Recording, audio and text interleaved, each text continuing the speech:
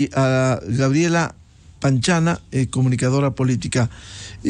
Uno de las debilidades que tiene el gobierno y que estamos viviendo en medio de esta crisis, especialmente por las acciones de violencia que se vive en el país, es la falta de una comunicación oportuna, y mucho se cita que el gobierno, por ejemplo, luego del primer gran éxito que tuviera con la vacunación contra el COVID, no supo explicar y vender bien la idea en el país de esta tarea importante, loable, encomiable que tuviera el gobierno. ¿Qué está pasando con la comunicación y cómo debiera informarse, articularse? Le consulto a Gabriela Panchana. Muy buen día.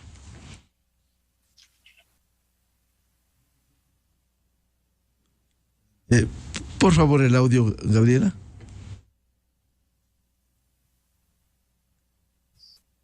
Sí, creo que ahí estoy bien, ¿verdad? Sí, por favor, al aire. ¿Cómo está? Buenos días, Miguel. Buenos días, Arturo. Buenos días a la audiencia de Radio Democracia. Muchas gracias por la invitación. Definitivamente, me parece que la comunicación ha sido un bemol desde el principio en el gobierno. Yo antes de esta entrevista trataba de tener una visión para poder compartir con ustedes lo que me parece que son los problemas. El gobierno tenía que construir una identidad. De alguna manera, esa identidad está atada a unos valores. En primer lugar, la identidad del gobierno, digamos, del movimiento Creo y del presidente, se suponía que estaba ligada a los valores liberales, al menos en lo económico. En la segunda vuelta, esto giró a lo social también, con los compromisos que hizo con ciertos grupos como las mujeres, como los ecologistas, como las personas LGBTI, entre otros. Y cuáles eran los rasgos, los valores que el gobierno prometió de alguna manera con su campaña y que generó las expectativas en la población, tanto en los que votamos como en los que tal vez no votaron, pero igual le reconocían esos valores. Eficiencia, honestidad.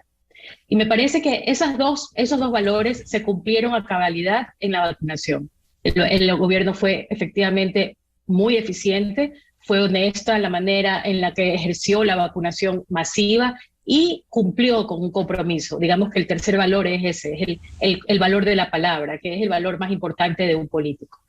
Lamentablemente, si bien generó una expectativa, una aprobación muy grande por la eficiencia y por la honestidad con la que cumplió su palabra en la vacunación, no fue capitalizado políticamente. Es decir, primero no se comunicó. Para comunicar uno tiene que construir un mensaje que tiene que asentar, digamos, lo que se está viviendo. En este caso, las cosas positivas que se generaron con la vacunación no fueron transmitidas eficientemente y de manera reiterativa, porque la comunicación solo funciona con saturación de mensajes, es decir, con repetición, porque una de cada 3 veces las personas no escuchan los mensajes que se están brindando. Entonces, por eso es necesaria la repetición.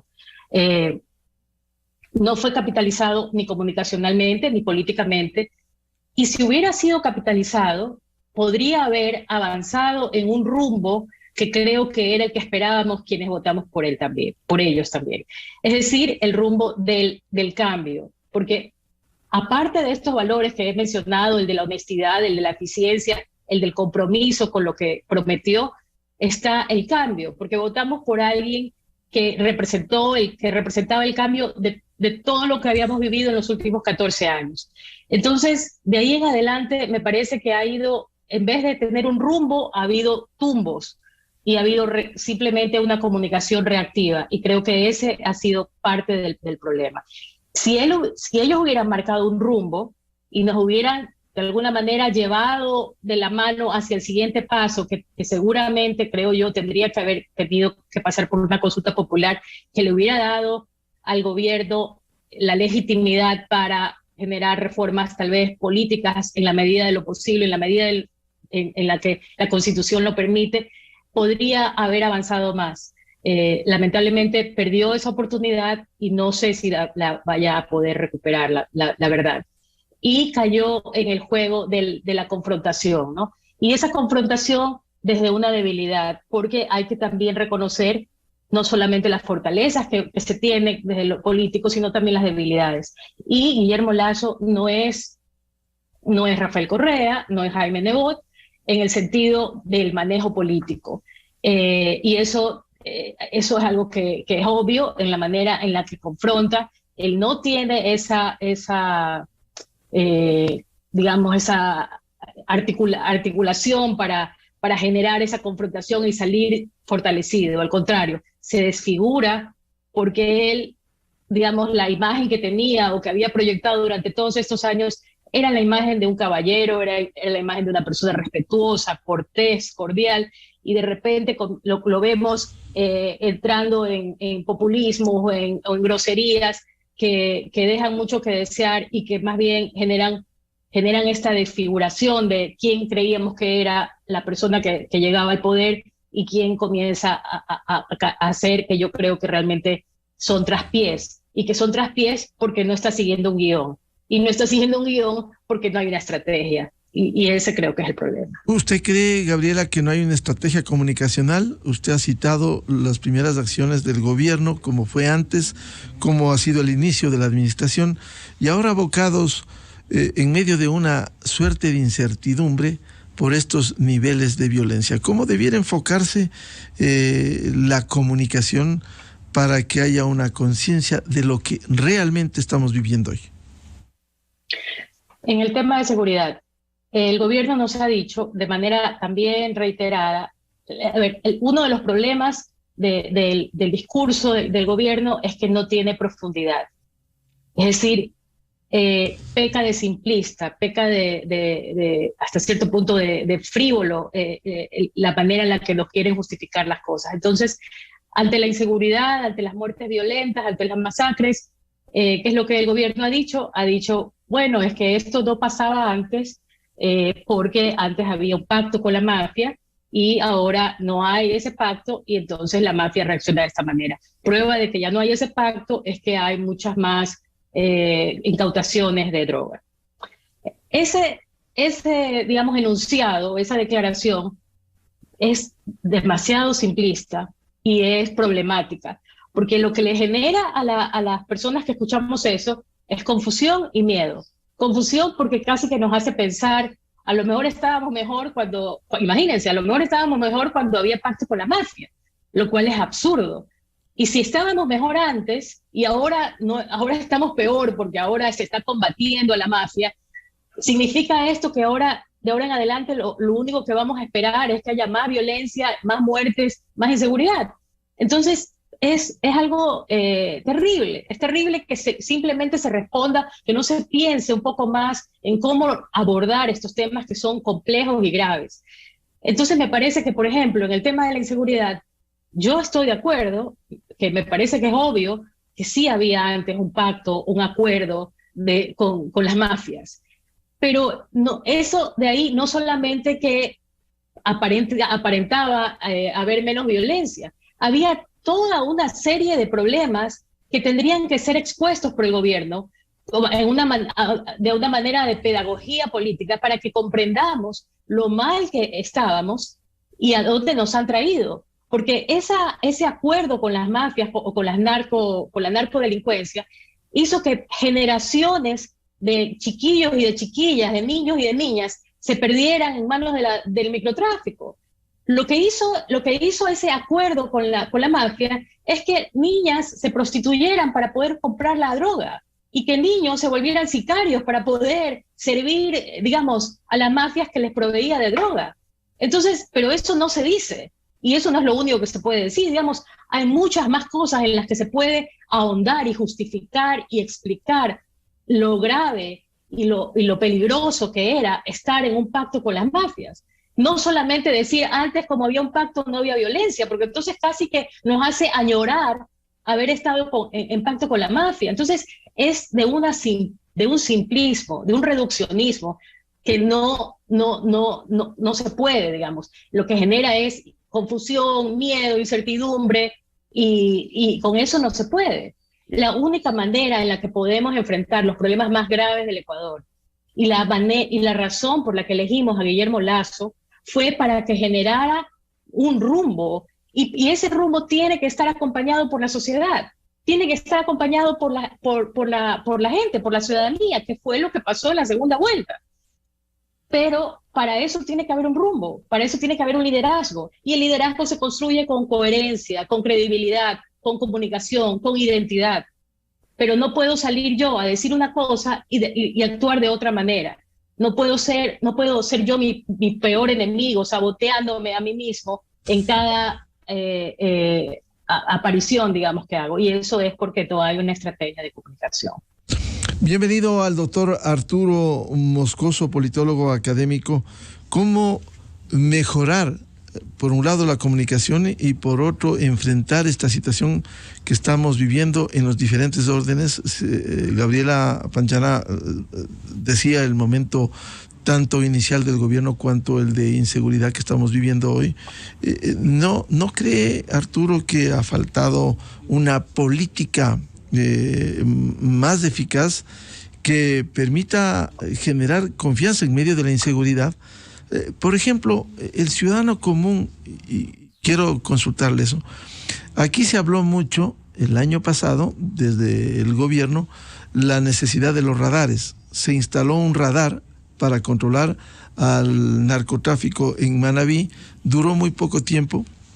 Hay muy poca información ahí, no está funcionando, se va a reparar recién en La Tacunga. Es decir, la comunicación no es fundamental, que haya liderazgo como se reclama y que haya una acción permanente que permita al menos concienciar a la ciudadanía. Buen día, Arturo. Buenos días, Miguel, gracias por la invitación. Un saludo afectuoso a Gabriela y a la audiencia del programa. Sí, en efecto, yo concuerdo con muchas cosas de lo que ha dicho Gabriela. Creo que la estrategia de comunicación del gobierno no ha funcionado. No es posible que cuando se quiere resaltar un tema que es importante para nosotros o para la ciudadanía, el del usar o no las mascarillas, que además deja ver el buen efecto que tuvo la campaña de vacunación, se sabotee atacando a un banquero, poniendo eso en el discurso en lugar del tema de la ventaja que es no tener que usar mascarillas para la gente gracias al plan de vacunación, sobre el que tampoco se hizo demasiado énfasis, no se supo vender bien. Uno de los programas más exitosos de Latinoamérica y del mundo de vacunación, y pues quedó como una anécdota casi.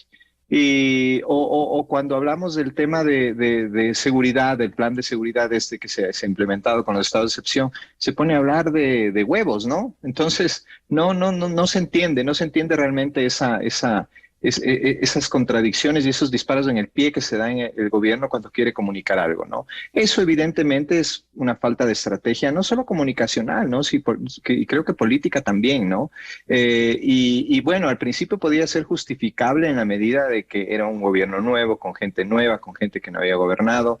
Evidentemente el pedir ayuda a los funcionarios que habían estado en gobiernos anteriores no cabía porque eran gobiernos que venían funcionarios que venían de un gobierno antidemocrático. Pero ya ha pasado un año, ¿no? Ya ha pasado casi un año y parece que no se aprende a cómo comunicar, ¿no? Y esto tiene que ver sobre todo con la forma de hacer política, ¿no? No se puede hacer política atacando y al mismo tiempo queriendo llegar a acuerdos con las diferentes bancadas, ¿no? Eso también llama la atención. Puede que la estrategia sea que los acuerdos a los que está abocado el gobierno se estén manejando por debajo de la mesa, porque es aquí usual hacerlo en el país, mientras que el discurso es de otro calibre. En política se dicen muchas cosas y sin embargo luego se puede llegar a acuerdos. No debe sorprendernos. Pero al final quienes perciben el cómo está funcionando la política son los ciudadanos. Y los ciudadanos, ¿qué es lo que están percibiendo? Que el gobierno no está realmente tomando las decisiones que debe tomar. Y si toma las decisiones que debe tomar, no las sabe vender bien. Como digo, ¿no? Saboteándose el mismo y disparándose en el pie. Y el tema de la seguridad, que es el tema que más preocupa ahora, pues no puede ser emborronado, ¿no es cierto?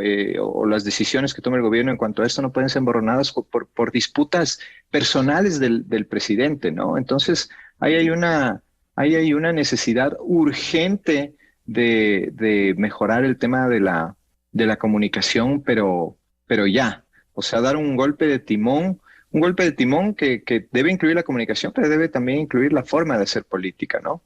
Y eso es lo que se necesita en estos momentos, ¿no? Ya ha pasado un año, ya no estamos en momento de experimentar. Creo que ya la experiencia de un año le tiene que dar al gobierno las herramientas para empezar a mejorar en su forma de comunicar y empezar a mejorar en su forma de hacer política, ¿no? Yo no dudo de la buena voluntad de Guillermo Lasso y del gobierno de sacar adelante el país. Yo creo que es un gobierno democrático, pero estas cosas le están pasando factura y le están debilitando cada vez, lo que le da más herramientas de las fuerzas antidemocráticas para atacarlo y para conseguir capital político, que es justamente el que está perdiendo el presidente, ¿no? Doctor Moscoso, ¿eso implicaría un replanteamiento de las acciones del gobierno, una fuerte acción política que permita explicar, vender a través de la comunicación lo que viene realizando? Porque también hemos visto un frente político muy débil. Preguntaría, ¿dónde está este momento el ministro de Gobierno, el señor Jiménez? Desapareció desapareció de la escena pública, quiero decir, luego del fracaso en la acción del gobierno, no metiéndole mano a la justicia, sino del gobierno en lo que le compete, en su competencia, el caso Glass. Sí, ha desaparecido. Hubo debilidad, justificación, y casi no ha habido una permanencia en la acción política. Sí, esto también preocupa porque el gobierno, más que proactivo, parece reactivo, ¿no? El tema del habeas corpus a Jorge Glass, ¿no? Una actuación del SNAI que deja muchísimas dudas y en la que el gobierno se puso a trabajar y a intentar diluir la idea de que hubiera un pacto o quitarle peso a la idea de que hubiera un pacto muy tarde, ¿no? Y claro, mientras tanto la percepción de la gente es que se permitió básicamente la salida de Jorge Glass a través de este habeas corpus, en el que ninguna de las instituciones del Estado se defendió como debía defenderse, ¿no? Instituciones que dependen del Ejecutivo. Entonces, eso queda flotando en el aire. Y la idea de que no se le está pidiendo al presidente que meta las manos en la justicia, pero sí de que haga cumplir la ley y la Constitución como es su obligación, ¿no? Una de las obligaciones que está determinadas en la Constitución para el presidente de la República es justamente que haga cumplir la ley y la Constitución. Si esto es una ilegalidad, tiene que usar todas las herramientas jurídicas y legales de las que está facilitado, ¿no es cierto?, para hacerlo cumplir. Y en cuanto a lo del tema de cómo percibimos los ciudadanos el asunto de la seguridad en sí, ¿no? De la inseguridad jurídica o de cómo funciona el Estado de Derecho, ¿no? Que al final manda un mensaje muy grave a la población, ¿no? De que la gente que tiene recursos, que es influyente, sí, puede obtener estas garantías constitucionales fácilmente, mientras que hay gente que pasan años y no lo hacen, ¿no? Entonces está también mandando un mensaje de impunidad, de inseguridad jurídica. En ese escenario, por ejemplo, ¿qué inversiones se pueden atraer, ¿no? Esto acompañado también de un escenario de inseguridad social a la que está enfrentada la ciudadanía ecuatoriana. Entonces, claro, puede haber muy buenas intenciones del gobierno en intentar solucionar el tema de la seguridad, sí, pero no hay la forma o no se entiende qué es lo que está haciendo el gobierno porque nuevamente no se comunica, ¿no? Volvamos con Gabriela Panchana.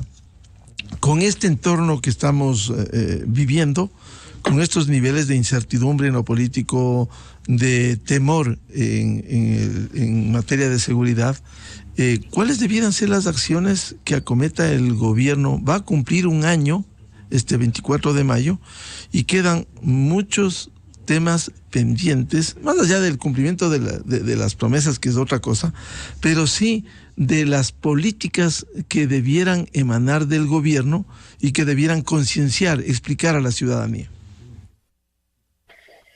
Creo que el gobierno necesita generarse una narrativa. ¿Qué es la narrativa? Es lo que nos dice que está haciendo y el camino que nos dice que está siguiendo o el rumbo que nos dice que está siguiendo. A falta de narrativa generada por el gobierno, la narrativa la crean el resto, la crean los opositores. ¿Cuál es la narrativa actual?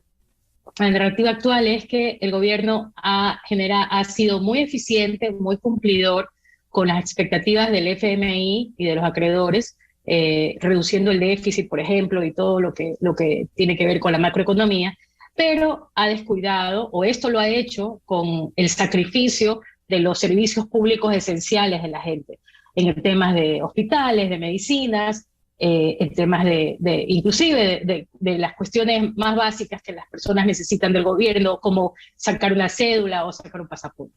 Eso es algo completamente inaceptable, injustificable, incomprensible de parte de la ciudadanía. La ciudadanía no puede comprender que alguien deje morir un familiar por pagarle a un acreedor. No creo que ni el presidente ni el ministro de Economía en el ámbito personal haría eso.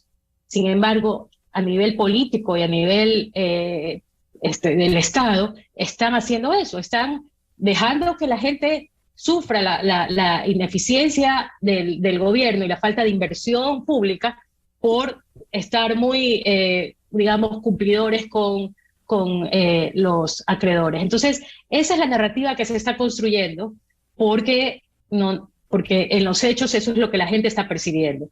Entonces, no es solamente un tema de comunicar, es un tema de gestión, es un tema de acciones, de hacer. Y me parece que ahí el gobierno tiene que cambiar las prioridades y empezar a atender a la gente y no creer. Creo que también hay un tema de pasarse de listos, porque parece como que creyeran que la gente es muy tonta, que no se da cuenta de estas cosas, digamos, que simplemente haciendo unas cuantas visitas, haciendo estos stories que hacen, con estos videos cortos y llevando estos cheques que les entregan a las personas, que realmente si uno suma lo que han entregado es muy poco dinero respecto de lo que habían prometido. Entonces, me parece que es un tema de gestión, de prioridades, y luego y también de comunicación, pero todo esto tiene que ver con una estrategia política. La comunicación no es publicidad, es comunicación política y tiene que estar atada a la gestión y tiene que estar atada a una agenda. Entonces, es un tema bastante más complejo que simplemente prepara un spot para decir que estamos reactivados. Es decir, eso es lo que cada vez que la gente presiona al gobierno para que comunique, lo que el gobierno termina haciendo es, bueno, vamos a hacer un spot. Y hacen un spot, por ejemplo, el último que han hecho es, así suena la reactivación. Entonces ahora el país es el país de las maravillas. Pero eso es una desconexión con la realidad, porque eso no es lo que siente la gente. Entonces, me parece que parte por tener la humildad de reconocer qué es lo que la gente está sintiendo. La comunicación no puede existir si no hay un terreno común. Y ese terreno común es la realidad. Si yo no le digo al otro, entiendo cómo te sientes, entiendo que te sientes mal porque no hay medicina, entiendo que te sientes mal porque no han podido operar a tu familiar porque no hay los recursos, entiendo que te parezca terrible tener que esperar horas o días o semanas por una cédula o por un pasaporte. Si no reconocemos eso, el otro ni siquiera nos va a escuchar. Porque va a pensar, me quiere tomar el pelo, me está viendo la cara. Entonces, creo que pasa por ahí también, pasa por tener un mínimo de respeto al tratar a la otra persona con honestidad y sabiendo que hay cosas que no están funcionando bien. Y pasa por reconocer que hay cosas que no están funcionando bien. Y no basta con echarle la culpa a otro. Si le voy a echar la culpa, cuento bien la historia. Pero no simplemente digo, una frasecita y creo que con eso, y al mismo tiempo luego hago pactos con esta gente a la que le he dicho monstruo, a la que le he dicho mafia y todo lo demás. Es decir, hay un tema de incoherencia. Gabriela, es decir, hay necesidad de contar con un plan, una política, una estrategia a fin de que sea sostenida y no sea, como usted señala, spots que tratan de vender una idea de que la situación está mejor. Así es, porque no es un tema, no es algo cosmético, es un tema muchísimo más profundo. Por eso yo digo, es un tema complejo y tiene que tener niveles y capas. Y no solamente pasa por un spot, sino por el discurso, pasa por la gestión, pasa por la agenda. Y eso tiene que ser transversal. Todos los ministros tienen que saber hacia dónde está yendo el país en general, digamos, de manera macro, y cómo cada uno de ellos es parte de esa orquesta, digamos. Entonces hace falta la partitura, yo lo he dicho varias veces, la partitura que de alguna manera cada uno con su propio instrumento, que es su cartera de gobierno, en el caso de los ministros, está tocando o siendo parte. Pero eso es lo que no vemos. Doctor Arturo Moscoso, ¿cómo cambiar este panorama a fin de generar con planes, con políticas, con estrategias, certidumbre? Porque lo que más existe hoy es incertidumbre frente a los hechos que estamos viviendo en la actualidad. Bueno, un poco acogiendo lo que ha dicho Gabriela, el primero, aprender a comunicar lo que está haciendo bien el gobierno.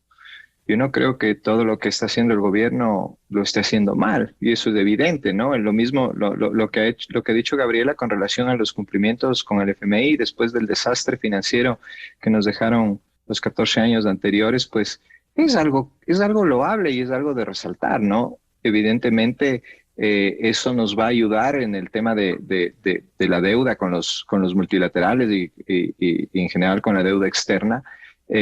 También concuerdo en que esos fondos para estabilizar la economía del país también deben utilizarse en gasto social para evitar justamente que sucedan o que siga sucediendo estos terribles hechos de no contar con medicinas, no contar con pasaportes y documentos básicos para la gente que les sirve para el día a día, ¿no? Eso es algo que tiene que abordarse inmediatamente y acompañar todo esto de una estrategia de comunicación sólida y constante, que sea una estrategia también de hacer la política, el comunicar cómo se está haciendo las cosas, ¿no? Insisto, el hecho de que de la campaña de vacunación más exitosa seguramente del continente y más exitosa una de las más exitosas del mundo, que haya quedado como anécdota, que no se explote eso, que la comunicación se empañe, ¿no es cierto?, de estos logros del gobierno, se empañe con broncas, si cabe el término, personales, que justamente son las que atraen la atención y queda de lado lo que se quiere comunicar en realidad, ¿no? Entonces, es evidente que no hay una estrategia y es evidente que hay que trabajar en una estrategia de comunicación urgentemente, porque el gobierno, al no hacerlo, se está poniendo el pie él mismo y esto incide justamente en la pérdida de este capital político que necesita no solo para poder gobernar durante los 3 años que quedan, sino también para esta supuesta consulta popular que se está preparando, ¿no? ¿Cómo se va a llevar a buen puerto una consulta popular si es que el gobierno no tiene el capital político para impulsarla? Y eso creo que es fundamental. Entonces el gobierno tiene que hacer algo, ¿no? Sin caer en el populismo, sin caer en la demagogia, pero tiene que hacer algo que impacte en la ciudadanía, ¿sí? Puede ser algo de esto del gasto social del que ha hablado Gabriela, y en base a eso hacer crecer una plataforma que incida en lo que está percibiendo la gente, ¿no? Una plataforma de comunicación que incida en lo que está percibiendo la gente y que dé a conocer las ventajas de las políticas públicas que quiere implementar el gobierno. Y eso no existe. No hay una estrategia de comunicación, evidentemente, y entonces, pues, obviamente el gobierno sigue sigue perdiendo credibilidad y capital social frente a los ciudadanos, ¿no? Doctor Moscoso, es indudable que hay debilidad en el gobierno en estas políticas sin dejar de reconocer, porque a veces somos muy lapidarios por los errores. Se mira más los errores de un gobierno, más aún en momentos complejos como estamos viviendo de inseguridad, pero el gobierno ha tenido muchos aciertos que hay que reconocerlos. Uno de ellos evidentemente ha sido destacado el plan de vacunación, pero si a esos errores o debilidades, falta de una comunicación oportuna del gobierno, hay que sumar que hay un sector político que está buscando también el caos y la desestabilización, a lo que se suma los hechos que estamos viviendo en el sistema carcelario, que es responsabilidad de una política del Ejecutivo. Pero también hay una contribución desde los sectores políticos a tratar de atizar el fuego para que esto se deteriore aún más. ¿Cómo enfrentar eso? Bueno, es que esa es la estrategia de esta organización política, sobre todo del correísmo, ¿no? El correísmo no es una organización democrática, yo siempre lo repito, Miguel, es una organización francamente antidemocrática. Entonces, su intención siempre en el ejercicio de la política va a ser desestabilizar, como lo estamos viendo, ¿no? ¿Cuáles son las propuestas alternativas que ha hecho a las propuestas del gobierno esta organización, acompañada ahora del Partido Social Cristiano y de los disidentes de Pachacuti? Ninguna. No plantea nada alternativo, no plantea ningún tipo de otra óptica diferente a la del gobierno para solucionar los problemas del país. Lo único que quiere es tomarse la asamblea, tomarse el Consejo de Participación Ciudadana y a través del Consejo, pues tomarse los organismos de control. Y seguramente lo que también están intentando es orillar al presidente a una muerte cruzada, ¿no? Una muerte cruzada que el presidente mismo se encarga de ser ambiguo en el tema, ¿no? Al principio decía que tenía bajo el escritorio, en el cajón del escritorio el decreto y simplemente requería firmarlo, y luego él mismo dinamita la fuerza que puede tener una muerte cruzada, nuevamente en un error de comunicación, creo yo, porque al final, Miguel, lo que hay que entender y lo que tenemos que entender todos es que no se puede responsabilizar únicamente al gobierno de lo que está sucediendo en el país, pues quienes son los que se han opuesto, y eso tampoco creo que lo ha sabido comunicar bien el gobierno, ¿no? Pero quienes se han opuesto y quienes han dinamitado cualquier iniciativa que pudiera venir del gobierno es esta oposición malsana, esta oposición antidemocrática, ¿no? Y eso también tiene que hacerse entender a la ciudadanía, ¿no? Entonces, si eso es lo que se quiere al final, sea el tema de la consulta popular, Miguel, o sea el tema de la muerte cruzada en último término, aunque aparentemente estaría descartada esa posibilidad, se tiene que comunicar que los grandes responsables de la crisis que estamos viviendo, de seguridad económica, incluso carcelaria, incluso de penetración del narcotráfico en el país, como bien ha señalado Gabriela, es esta gente, es esta misma gente que ahora no le deja al gobierno un resquicio para poder actuar. Entonces, y eso tampoco lo comunica bien el gobierno, lamentablemente, ¿no? Entonces, creo que nuevamente, ¿no? Yo todavía creo en la buena voluntad y en el espíritu democrático de Guillermo Lasso, pero está fallando gravemente en cómo comunica su estrategia y cómo hace la política o cómo deja ver que se hace la política, ¿no? Gabriela Panchana, ¿qué recomendaría usted frente a este panorama como unas acciones prioritarias que debiera adoptar el gobierno y resolverse en el país? El presidente los pocos, digamos, errores que ha cometido en su discurso cuando ha querido ser populista, a veces parece que está tratando de imitar a Correa, atacando a los ricos, atacando a un banquero que encima es pues colega de él en su oficio o en su ex oficio de banquero. En lo que sí debería de imitarlo es en que Correa, cuando llegó al poder en el 2007, llegó sin un solo diputado. Y sin embargo, apuntalándose también en unos cuantos acuerdos que hizo con gente que fue tonta útil de de él y que le permitió llamar a la consulta popular para la Asamblea Constituyente y que, entre paréntesis, a los que después presidió, digamos, a estos aliados que se consiguió en ese momento. Pero eso, inclusive eso que consiguió, ese apoyo o esa alianza temporal política, la hizo apuntalándose en la gente, en el amplísimo apoyo popular que construyó. Entonces, y así, digamos, sostuvo si me permite, Gabriela, no solo en el apoyo popular, sino en la mentira. ¿Cuántas cosas decía los sábados? Imponía la mentira que, repetida 1000 veces, se tornaba en verdad para muchos obnubilados, perdón.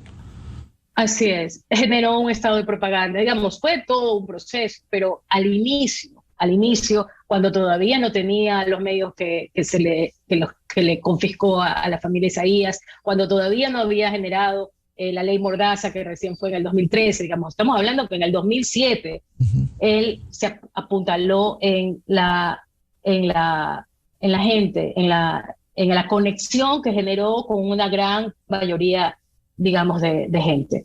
Y eso es lo que tiene que hacer el gobierno. El gobierno tiene que generar una conexión con la población.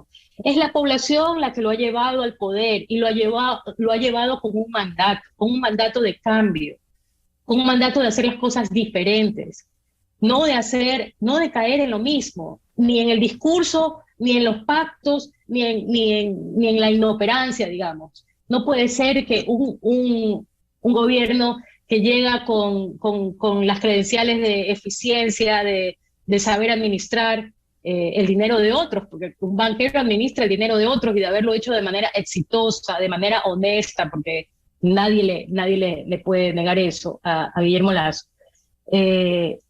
Ahora genere estos malestares por ineficiencia en los servicios. ¿Dónde está el modelo de gestión eficiente del gobierno? Y creo que eso tiene que ver, y eso es algo importante, porque cuando usted decía, Miguel, no todo lo ha hecho mal, y hay obviamente otros actores políticos que están empecinados en que le vaya mal al gobierno, y que yéndole mal al gobierno nos vaya mal a todos nosotros, también pasa por esa ingenuidad con la que el gobierno ha dejado que mucha gente que pertenece a esta secta correísta, que lo único que busca es volver al poder para volver a tener impunidad, permanezca en puestos claves dentro del Estado.